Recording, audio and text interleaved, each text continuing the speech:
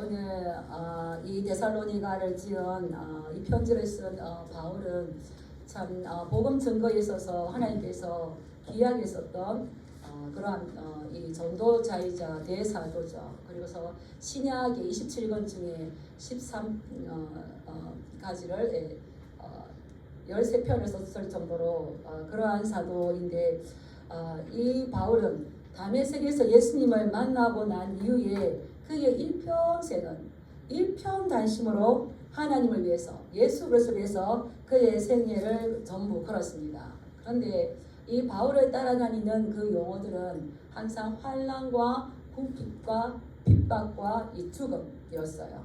그럼에도 불구하고 이 바울은 그 길을 놓치지 않았는데 그의 고백은 내가 많은 사도들보다 더 많은 수고를 하였는데 그러나 이것은 내가 한 것이 아니고 나의 나된 것은 오직 누구의 은혜라고 고백합니까? 하나님의 은혜라. 이 얼마나 전심으로 하나님을 위해서 살았는지 바울의 그 됨됨이를 우리가 알 수 있는 거죠.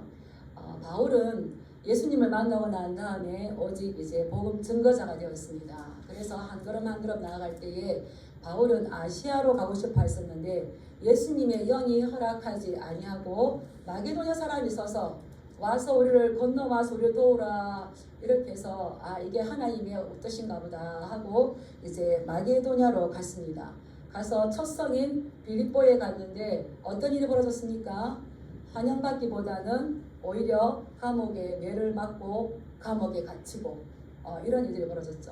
그렇게 몸이 매를 많이 맞고 감옥에 갇혔기 때문에 그의 몸이 만신창이가 되었는데 그래도 이 복음을 쉬지 아니하고 데살로니가 지역으로 왔습니다. 오늘 우리가 읽은 이 편지를 쓴 장소죠. 왔는데 여기에서도 이 바울의 전도 사역은 만만하지 않았어요. 어디를 가든지 바울을 힘들게 했던 적대자들, 이 원수들은 있었기 때문입니다.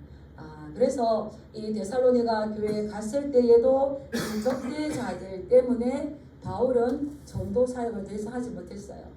실망되지 않을까요? 하나님께서 와서 도우라 이게 하나님 음성으로 가서 이 복음 사역이 있으면 하나님께서 도와주셔야 되는데 실패한 것처럼 도망쳐 나올 수밖에 없고 또 이제 이 데살로니가에서도 또 이 박해 때문에 복음을 온전히 전하지 못하고 그 지역을 떠나야 했었는데 문제는 이 데살로니가 교회의 성도들의 믿음을 굳건하게 세우지 못했다는 겁니다. 사도행전에 보면 약 3주 복음을 들었는데 이제 태어나서 이 예수님이 누군지 이 말씀이 구약에 예언된 말씀이 그 말씀이 이 예수 그리스도 이렇게 긴가민가하는 이런 어린 그 믿음일 때에 그래서 바울은 뭐라 그럽니까? 데살로니가 교회 성도들을 양육할 때에 유모가 자기 아이를 기른 것 같이 그런 순한 자가 되어서 그렇게 이 복음을 전했는데 그러한 어린 신앙인들을 두고 떠나왔을 때에 이 바울의 마음은 굉장히 많이 아팠습니다. 그래서 우리 2장 17절에 이렇게 올라가 보면 형제들아 우리가 잠시 너희를 떠난 것은 얼굴이요 마음은 아니니 잠시 떠나왔는데 그 마음은 안 떠나왔다는 거예요. 그래서 너희 얼굴 보기를 열정으로 더욱 힘써노라. 다 자녀를 키워보면 어린 아이를 두고 갔을 때 얼굴은 떠났지만 어떻게 그 마음은 어떻게 떠날 수 있겠어요? 그래서 여기서 이 바울은 뭐라고 했냐면 내가 너희를 떠난 것은 이것이 이제 그 헬라어로 아프로파니조 이렇게 했었는데요.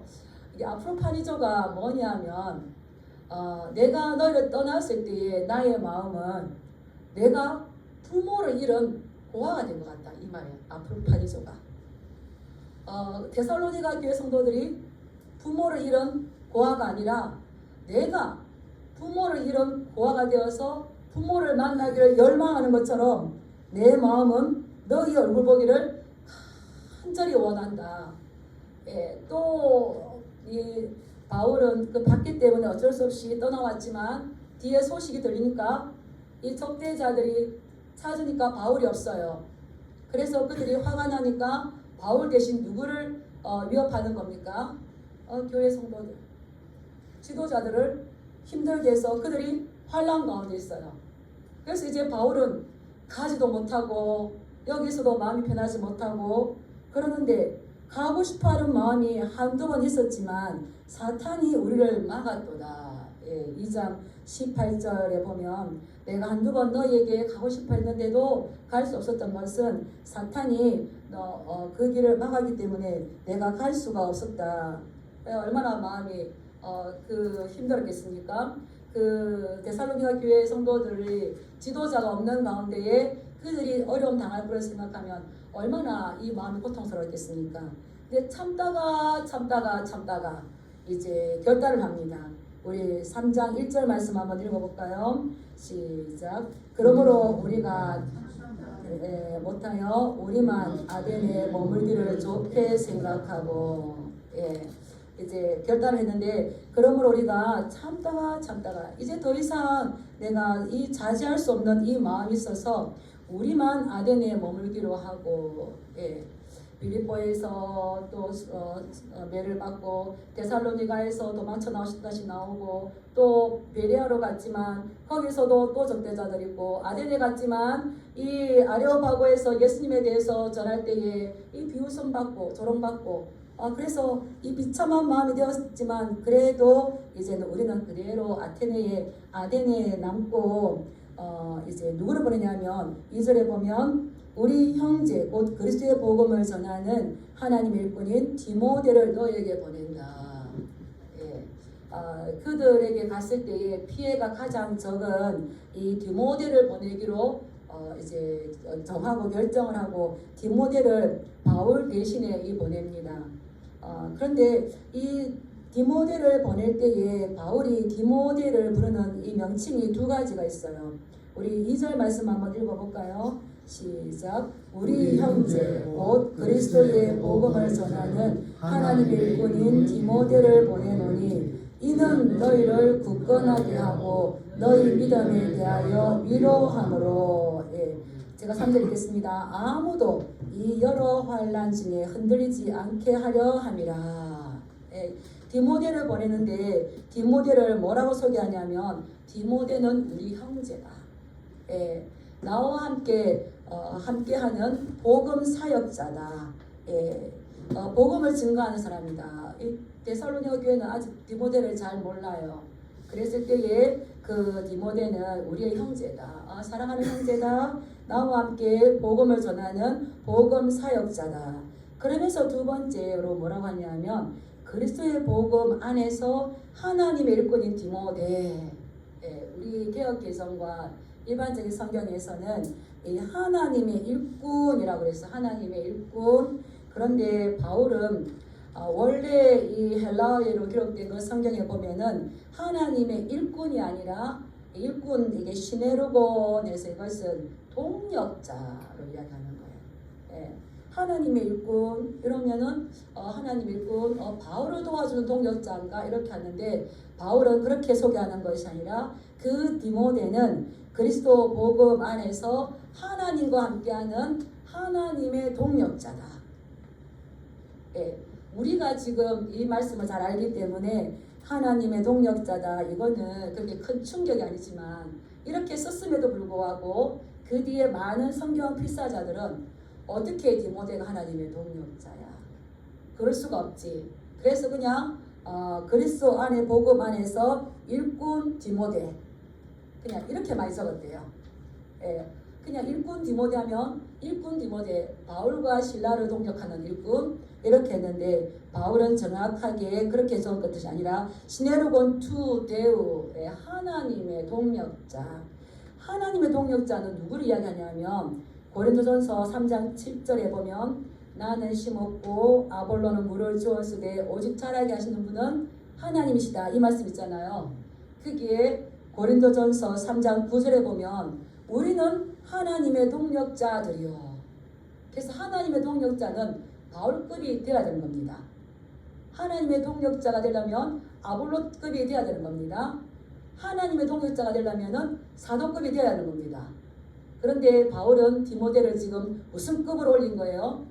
사도급으로 올려서 그리스도 안에서 복음을 전하는 하나님의 동력자인 디모데를 너희에게 보낸다. 보내는 이유가 뭡니까?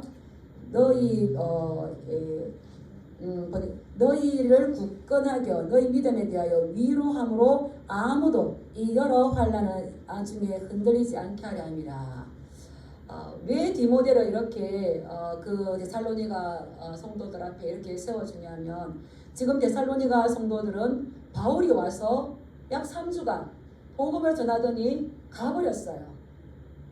가버렸는데 환난을 당하고 있는데 이제나 저제나 바울이 올려온가 하는데 바울도 안 왔어요. 신라도 안 왔어요. 이 마음 이해하십니까? 저는 너무나 충분하게 이해가 돼요. 제가 이제 우리가 시골에서 이렇게 있을 때에 막 서울에서 대학생들이 복음을 전하러 와요. 그 성경학교 너무 재밌게 해줘요.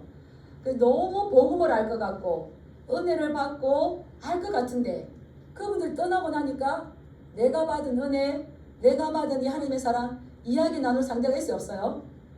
없어요. 그랬는데 저는 굉장히 그때 많이 편지를 썼었어요. 그분들이 하나하나 저에게 답장을 줬었어요. 참 그분들이 제가 지금 좀 더 그때 알았다면 주소와 이런 전화번호를 가지고 있었으면 제가 이렇게 목회자 되었습니다. 이걸 알 수 있을 건데 그분들이 CD도 사주고 책도 보내주고 그렇게 했는데 이게 단절돼 버렸어요. 얼마나 마음이 들었겠어요? 그런데 왔는데 바울이나 신라가 온 것이 아니라 어리고 젊고 아직 별로 그렇게 사도 같지 않는 이 디모데가 왔어요. 그러면은 데살로니가 교회 성도들의 마음은 어떨까요? 좀 언짢았겠죠.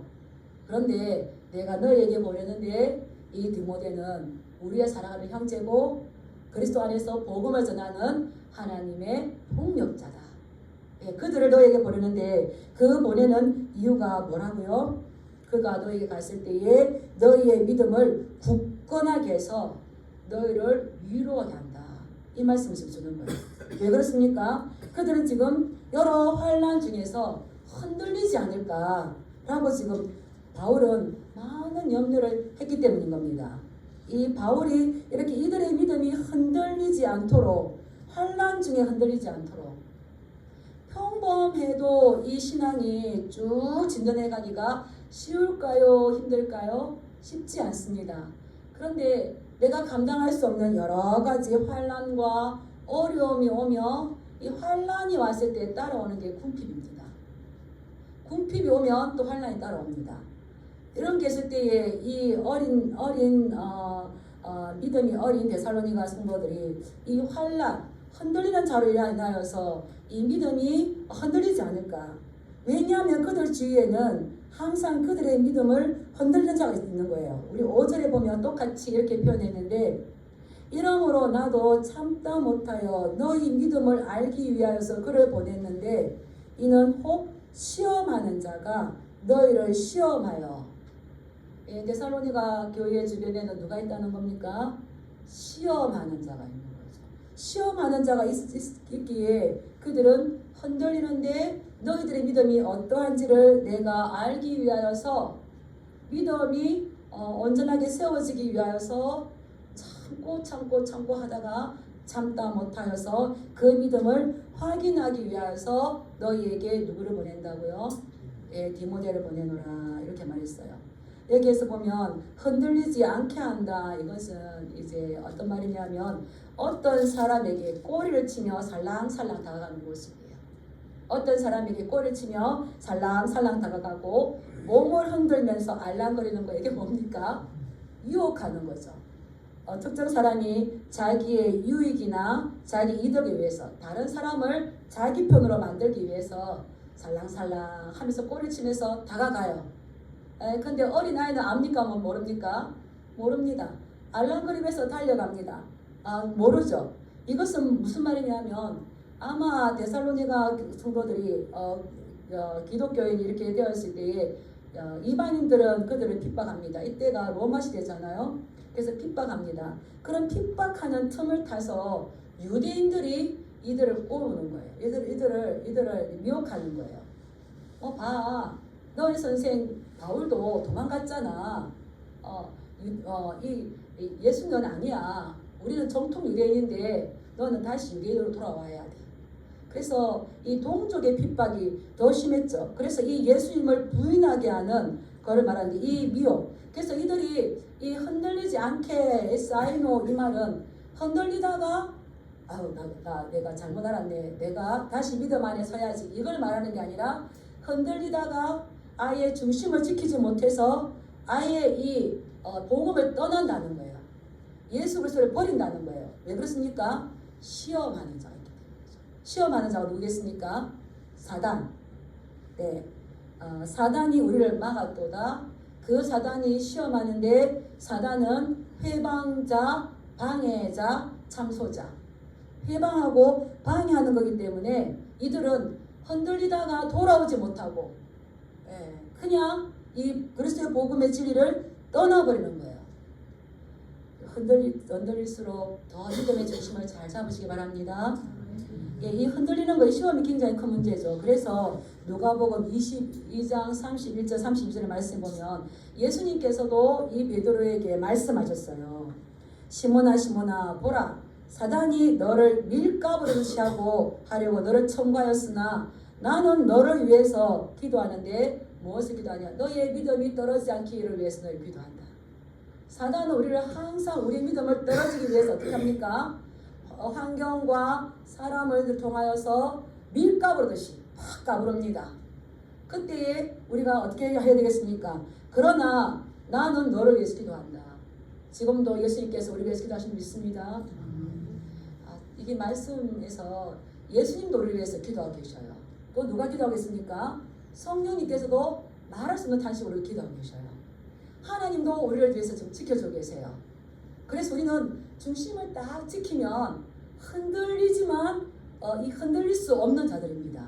믿으시길 축복합니다.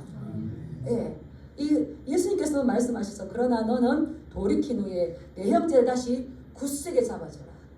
이게 이제 이 사역자들, 사도들, 복음 전가자들이 해야 할 일인데 내가 너희를 너희에게 디모데를 보내는데 이는 왜냐하면 너희의 믿음을 굳건하게 하고 너희의 믿음을 위로하게 하고 너희 믿음을 환난 중에서 흔들리지 않게 하기 위함이라는 거예요. 시험이 왔을 때 우리는 보이죠. 저 바깥의 사람들은 저렇게 편안하게 하는데 나는 왜 예수 믿고 이렇게 힘드나. 그렇게 마음을 허하게 가지면 진리에서 떠납니다. 그럴 때일수록 이 믿음을 잘 지켜서 이 믿음이 중요하죠. 우리가 하나님의 말씀과 율례와 규례를 지켜야 된다고 하나님의 백성들은 구약에서 했는데 이 하나님의 율례와 규례와 예수 그리스도 이 율례와 규례를 완성하러 오신 예수님에 대해서 우리가 이 마음을 지키는 걸 뭐라 그랬습니까? 믿음이야. 믿음. 그래서 바울은 1절부터 10절까지 계속 믿음을 강조합니다. 왜냐하면 데살로니가 교회 성도들에게 따라 해보실 때 믿음의 역사가 있었다. 너희 믿음의 소문이 각처에 퍼졌다. 이 믿음이 너무너무 중요한 거예요. 그래서 믿음 2절에는 너희 믿음에 대하여 한번 찾아보시기 바랍니다. 2절 내가 너희를 이렇게 디모데를 보내는 것은 너희 믿음에 대하여 믿음이 중요하죠. 그 다음에 5절 말씀에 보면 내가 이 파송한 것은 너희 믿음을 알기 위한 거다. 믿음, 이 핵심 용어인 거예요. 6절에 보면 너희 믿음과 사랑의 기쁜 소식. 너희 믿음의 소식을 듣고 내가 기뻐했다. 내가 기뻐한 것, 내가 위로받은 것, 너희 믿음으로 말미암아 위로를 받았고. 그래서 내가 다시 너희의 얼굴을 보기 원하는 것은 너희의 믿음에 부족한 것들. 그래서 바울은 이 데살로니가 교회 성도들이 이 믿음이 파손되지 않기를 굳게 세워가기를 얼마나 간절히 바랬을까요? 이것은 우리를 향하신 예수님의 마음인지 믿습니다. 예수님께서도 베드로에게 그랬잖아요. 그러나 나는 너의 믿음이 떨어지지 않길 기도하노라. 한 주간 삶을 살 때에 우리의 믿음이 떨어지지 않기 위해서 기도 많이 하셨습니까? 찬양 많이 하셨습니까? 예, 말씀 읽으셨습니까? 어떤 분은 환한 미소로 이렇게 표정으로 대답하신 분 있는가 하면 어떤 분은 산도 너무 바빠서 죄송합니다 이런 표정 하신 분 계셔요.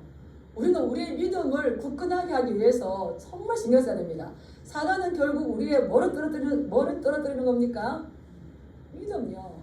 믿음 뺏어가버리면요 아무것도 아닙니다. 예, 그런 거예요. 그래서 이 믿음, 너희의 믿음으로 인하여서 너희의 믿음에 부족한 것을 보충하기 위해서, 그죠.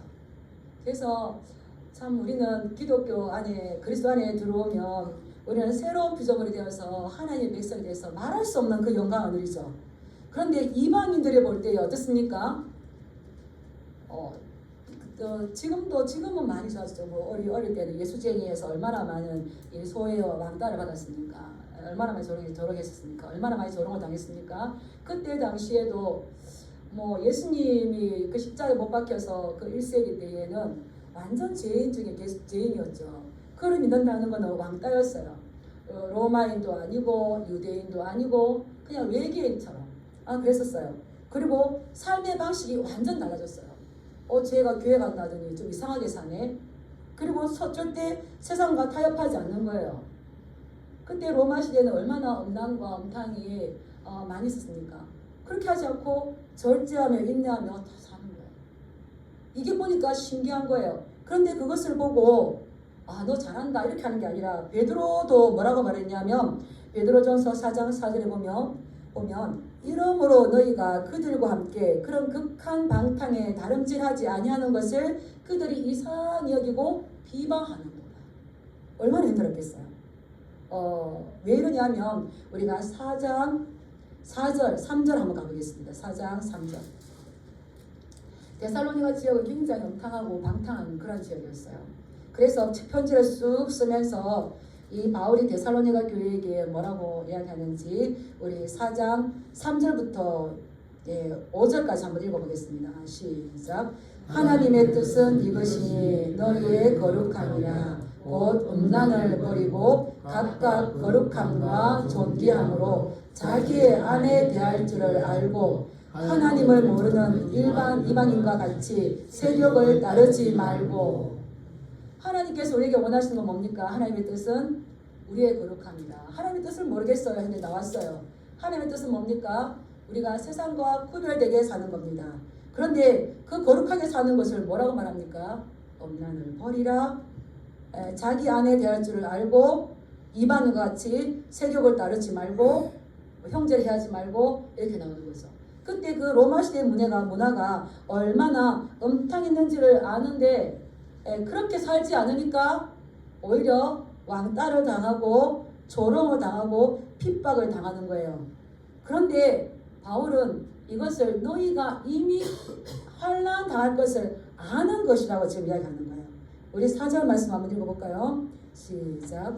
우리가 너희와 함께 있을 때에 장차 받을 환난을 너희에게 미리 말하였는데 과연 그렇게 된 것을 너희가 아느니라. 바울이 3주의 짧은 기간이었지만 이 복음을 전하면서 하나님 안에 들어왔을 때에 그리스도 안에 들어왔을 때 하나님의 자녀됨과 또 분명하게 이 하나님의 자녀되어서 신분이 다르고 소속이 달라졌을 때에 오는 어려움과 환난에 대해서 말했다 말하지 않았다 미리 말하였다. 우리가 기독교인들이 어려움 당하는 것은 이상한 일이 아니라 따라하겠습니다. 박해는 정상이다. 박해는 정상이죠. 어려움은 정상입니다. 예수님도 뭐라 하셨습니까? 환난을 당한다 말씀하셨죠. 근데 문제는 저도 그랬어요. 문제는 당신이 당하고 당신 어려움 당하는 것도 괜찮은데 거기에 내가 당한다는 게 힘들잖아요. 근데 이것은 우리가 예견하지 못했던 것이 아니라 이미 예상되었고 이 바울도 데살로니가 교인들에게 이러한 받을 환난이 너에게 있다고 미리 말하였기 때문에 너희가 아는 그 지식대로 나도 환난을 당하고 너희도 환난을 당한다. 그렇기 때문에 너희는 이 복음 안에 굳게 서 가야 될 책임이 있다라고 지금 이야기하시는 거죠. 근데 그러지 못하면 바울이 왜 힘들었냐면 5절 말씀을 보면 너희가 시험하는 자 이것을 깨닫지 못하고 그 들은 복음을 잊어버리고 시험하는 자에게 시험을 당하여서 넘어지면 바울이 뿌린 그 복음이 헛되게 되는 거예요. 나는 넘어져도 돼 라고 하지만 어떻습니까? 예수 그리스도의 복음이 헛되게 되는 거예요. 이거를 잘 생각해야 돼요. 헛되게 된다는 건 뭡니까? 비워버린다는 거예요. 이 예수 그리스도의 복음이 비워지는 거, 바울은 자기가 이렇게 도전을 받을 때에 자기 변호를 했습니다. 왜 자기 변호를 했느냐 하면 자기를 사도로 알아주지 않고 자기를 다른 철학자들처럼 멸론가처럼 한다면 내가 비방받는 것은 되지만 나를 비방하고 내가 인정받지 못한다면 내가 전하는 예수 그리스도의 복음도 인정받지 못하는 거예요. 이거 엄청난 거죠. 이해하시겠습니까? 바울은 자기 자신 때문에 자기를 변호한 것이 아니라 자기 자신 때문에 너희의 믿음이 헛되지 않기를 원했던 것이 아니라 바울이 인정받지 못하고 그들 또한 남겨진 그들이 복음대로 승리하지 못하면 예수 그리스도의 복음, 예수 그리스도의 십자가, 예수 그리스도의 고난, 예수 그리스도의 부활이 아무것도 아니라고 비방받는 거예요. 그럴 때 바울은 정확하게 자기 자신을 변호했어요. 그래서 우리 한 사람 한 사람이 내가 복음에 넘어지고 엎어지고 이게 중요한 게 아니라 누구의 복음까지 우리가 비방받게 하는 겁니까? 예수 그리스도의 복음까지. 그래서 믿다가 이제 이 복음을 버리고 흔들리는 자로 하여금 흔들려서 가버리면 이들은 어디로 가겠습니까? 다시 과거의 삶으로 가는 거죠. 방탕하고 음란한 삶으로 돌아가는 겁니다. 사단에게 걸려 넘어지는 겁니다. 그래서 이 복음이 저들에게 헛수고가 될까봐, 열매가 없게 될까봐 고민하고 고통하고 애타하고 그러다가 지금 누구를 보낸 겁니까? 그들의 믿음이 잘 세워져 있는지 그들을 위로하기 위해서 또 혹시 환난을 당하고 있다면 그들의 믿음을 굳건하게 하기 위해서 이 디모데를 보냈어요. 디모데를 보내고 돌아오기까지 바울이 얼마나 마음이 노심초사했겠습니까? 근데 아주 기쁜 소식이 옵니다. 우리 6절 말씀 한번 읽어보겠습니다. 시작. 지금은 디모데가 너희에게로부터 와서 너희 믿음과 사랑의 기쁜 소식을 우리에게 전하고 또 너희가 항상 우리를 잘 생각하여 우리가 너희를 간절히 보고자 함과 같이 너희도 우리를 간절히 보고자 한다 하니, 이 디모데가 갔다가 돌아오는 소식이 너무너무 뭐라고 했어요? 기쁜 소식을 전하는데 너희의 믿음이 바로 섰고 너희의 사랑의 수고가 바로 섰던 기쁜 소식을 전하는데 너무 바울의 마음을 쩍하게 했던 거 따라해보겠습니다. 우리가 너희를 간절히 보고자 함 같이 너희도 우리를 간절히 보고자 한다. 이들이 바울을 간절히 보고자 한다는 건 바울을 기억한다는 거고 바울이 전한 복음을 기억한다는 거고 믿음이 흔들리지 않았다는 거예요. 바울은 이 어린아이와 같은 신앙인들이 무너졌을까, 그 핍박 가운데 환난 가운데 어떻게 됐을까 애를 태우면서 이 자녀를 어린아이를 두고 왔을 때 이 아이가 넘어졌는지 코를 깼는지 어떻게 했는지 이렇게 마음이 힘들어해서 그렇게 했었는데 어머 세상에 이 아이들이 자라서 나도 엄마를 보고 싶어하고 나도 엄마를 만나기 위해서 엄마를 기쁘게 만나기 위해서 내가 지금 잘 살아가고 있어요. 이걸 들으니까 바울의 마음 어떻습니까? 너무 기뻤어요. 너무 기뻤어요. 바울이 디모데 데살로니가 교회를 보고 싶어하는 그 간절한 갈망의 그 강도처럼 그 깊이처럼 데살로니가 교회 성도들도 이 바울을 보고 싶어하는 그 간절함이 있는 거예요. 그러니까 이 바울의 마음이 어떻습니까? 내가 너희로 말미암아 위로를 받는다. 내가 너희로 말미암아 위로를 받았어. 우리 8절 말씀 한번 읽어볼까요? 시작. 그러므로 너희가 주 안에 굳게 있은즉 우리가 이제는 살리라. 그 전에 바울의 마음은 데살로니가 교회를 생각했을 때 내 몸이 아픈 것은 고사하고 내가 지금 궁핍과 환난, 바울 역시 궁핍하고 가난하고 고통스럽고 이 환난 드립세스는요 몸을 얻게는 듯한 육체적인 고통이에요. 육체적인 고통, 정신적인 고통, 이들이 복음이 헛되게해서 복음이 비방을 받아서 예수 그리스도의 복음까지 비방을 받을까봐 이거 얼마나 고심하고 있는데 그 환난 가운데서 그 궁핍 가운데서 이 바울을 은혜 충만하게 한 건 뭡니까? 어느 선교사님 그러시더라고요. 주여 어려울 때 주여 은혜 주시옵소서, 주여 은혜 주시옵소서 기도하는데 통장에 띡 이렇게 입금했습니다 이 소리가 들어온대요. 그러면은 바로 은혜래요. 바로 은혜. 뭐 하나님 하다가 그만큼. 근데 이 바울이 이렇게 궁핍과 환난과 어려운 가운데 정신적인 고통, 육체적인 고통, 영적인 고통이 있는데 디모데가 전해주는 그들이 믿음과 사랑에 충실하게 서 있습니다. 이 말을 들을 때에 그냥 바울은 기쁨 충만해서 죽을 지경이었던 마음이 한번 따라하겠습니다. 죽을 지경이었던 마음이 이제는 숨을 쉴 것 같다. 숨을 잘 쉬기 축복합니다. 아무리 살아있는 것 같지만 지금 마음이 고통스러워서 숨을 쉬지 못하면 죽는 거예요. 근데 이 기쁜 소식을 들으니까 살 것 같다. 요한 3서 4절에 보면 사도 요한도 이런 비슷한 말을 해요. 내가 내 자녀들이 진리 안에서 행한다함을 듣는 것보다 더 기쁨이 없도다. 이게 이제 사역자들의, 목회자들의 마음이죠. 목사들도 어린 양입니다. 칼빈이 그랬어요. 칼빈이 그 종교개혁이지만 하나님, 저도 하나님의 보살핌이 필요한 어린 양 중에 한 마리라는 걸 기억해 주세요. 그랬어요.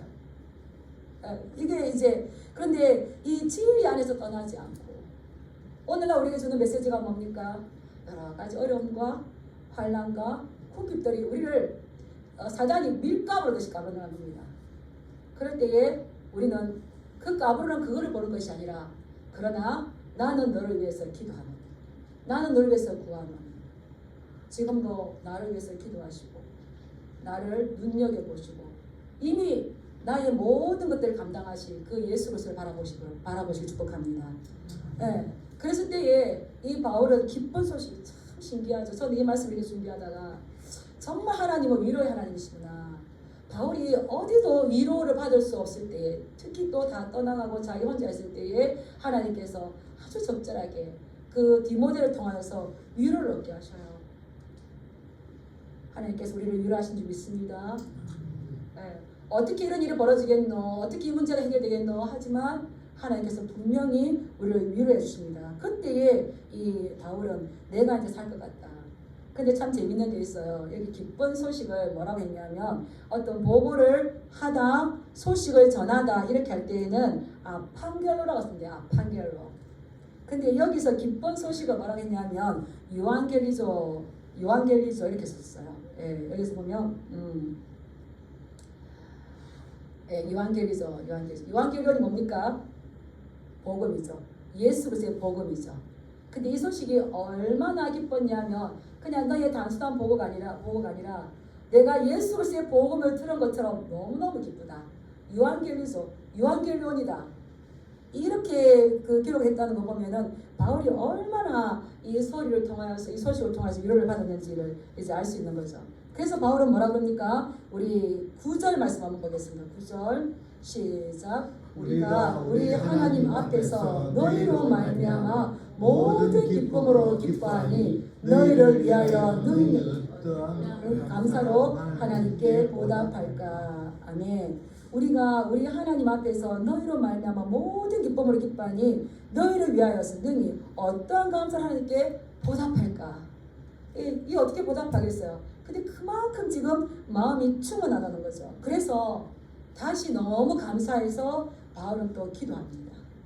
뭐라고 합니까? 우리 10절 말씀 읽겠습니다. 시작. 주야로 심히 간구하면 너희 얼굴을 보고 너희 믿음이 부족한 것을 보충하게 하려 함이라. 네, 내가 한두 번 너에게 가려고 했지만 사단이 그 길을 막아서 가지 못하였는데 이제 내가 다시 밤낮으로 열심으로 하나님 앞에 기도하는데 그 기도하는 것은 너희 얼굴을 보고 너희 믿음에 부족한 것. 아직은 자라가야 됩니다.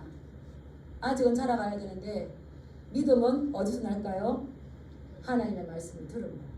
그래서 또 말씀을 전해주로 너희 믿음을 굳건하게 하고 너희 믿음을 확고하게 하기 위해서 내가 너희의 믿음에 부족한 것을 보충하게 하기 위해서 너희의 얼굴을 보기 위해서 내가 갈 수 있도록 너희를 위해서 또 밤낮으로 간구한다.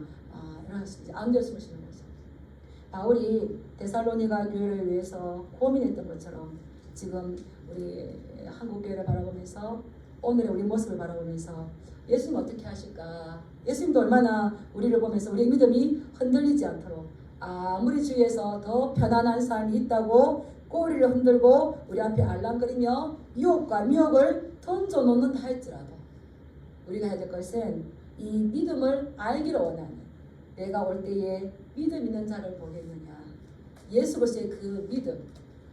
그런데 이들이 어떻게 이 바울이 전한 믿음을 지킬 수가 있었을까요? 우리 2장 13절로 한번 가보겠습니다. 2장 13절.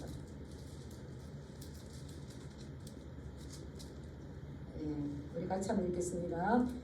이러므로 우리가 하나님께 끊임없이 감사함은 너희가 우리에게 들은 바 하나님의 말씀을 받을 때에 사람의 말로 받지 아니하고 하나님의 말씀으로 받으니 진실로 그러하도다.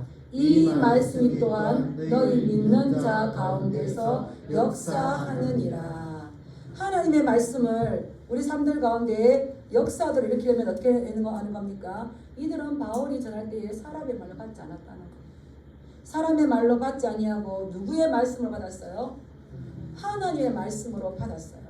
베레아 성도들은 바울이 복음을 전하였을 때에 다시 돌아가서 과연 하나님의 말씀이 그러한가 상고했다고 그랬어요. 우리는 우리의 믿음을 위해서 일주일 동안 어떤 생활을 하십니까? 우리는 믿음이 성숙하게 축복합니다.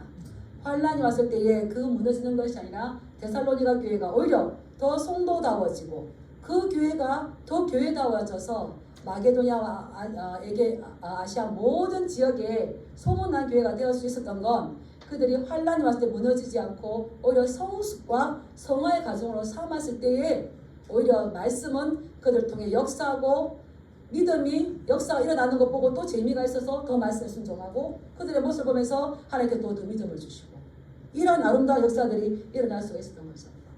오늘 우리도 이 세대를 살면서 많은 어려움들과 고통들이 있지만 그럼에도 불구하고 이 기쁜 소식을 받았던 이 바울처럼 우리도 예수님께서 우리의 신앙의 신실한 모습을 이렇게 보실 때 얼마나 기뻐하겠습니까? 우리의 남은 삶들이 다른 어떤 것이 아니라 세상의 편리함이 아니라 따라하겠습니다. 나는 이제부터 나의 기쁨이 아니라 세상의 기쁨이 아니라 하나님의 기쁨 되기를 결단합니다. 사람들은 자기 기쁨을 위해서 많은 시간과 많은 걸 투자해요. 근데 우리는 그렇게 살면 된다 안 된다? 아닙니다. 어떤 어려움에서도 우리는 나는 하나님의 기뻐함으로 살아가기를 결단합니다. 그럴 때에 이것이 우리의 소망이 되고 이것이 우리의 믿음의 역사를 일으킬 줄 믿습니다. 그러한 삶의 모든 예배자가 되시길 주님의 이름으로 축복합니다. 기도하겠습니다. 잠시 기도하겠습니다. 하나님 아버지